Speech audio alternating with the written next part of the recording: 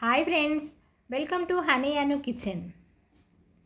ఇవాల్టి మన కిచెన్లో సమ్మర్ స్పెషల్ పాయసం ఏ విధంగా తయారు చేయాలో చూపించబోతున్నాను.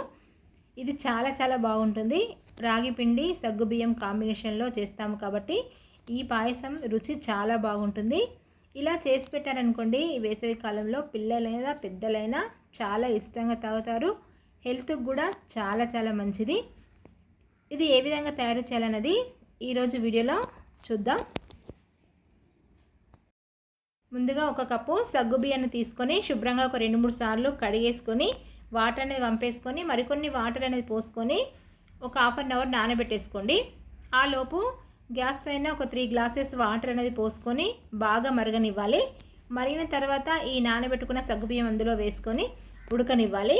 తర్వాత ఒక కప్పు రాగి పిండి తీసుకొని ఒక గ్లాస్ వాటర్ అనేది పోసుకొని ఎక్కడ ఉండలు లేకుండా రాగి పిండిని కలుపుకోండి.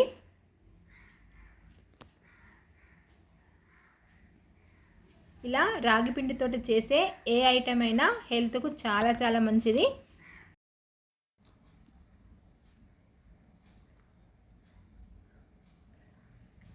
ఇలా కలిపెట్టుకున్న తర్వాత మనం మరుగుతున్న సగ్గుబియ్యం ఉంది కదా, అందులో ఈ రాగి పిండి మిశ్రమాన్ని పోయాలి. ఇలా పోసి వాటర్ అనేది ఒక 3 గ్లాసెస్ వరకు వాటర్ అనేది పోసుకోండి. ఫస్ట్ మనకు పాలు అనేది పోస్తే బెల్లం వేస్తాం కాబట్టి విరిగిపోతుంది కదా, అందుకనే ఫస్ట్ వాటర్లోనే పిండిను సగ్గుబియ్యాన్ని బాగా మరిగించుకోవాలి, అంటే బాగా ఉడకనివ్వాలి.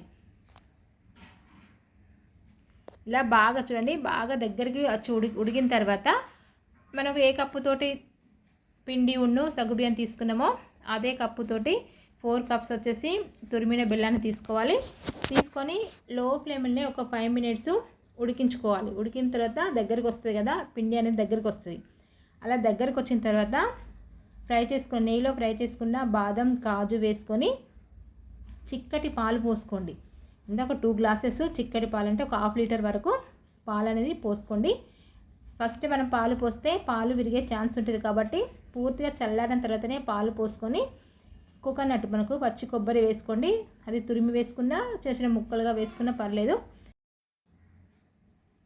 కొద్దిగా ఇలాచీ పౌడర్ కూడా వేసుకోండి. వేసుకొని మొత్తం ఒకసారి కలుపుకోండి.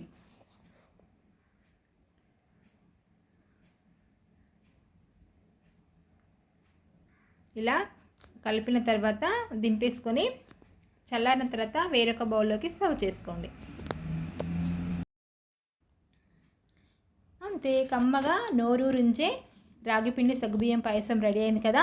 ఇలా చేసి పెట్టారనుకోండి, పిల్లలైనా పెద్దలైనా చాలా ఇష్టంగా తాగుతారు.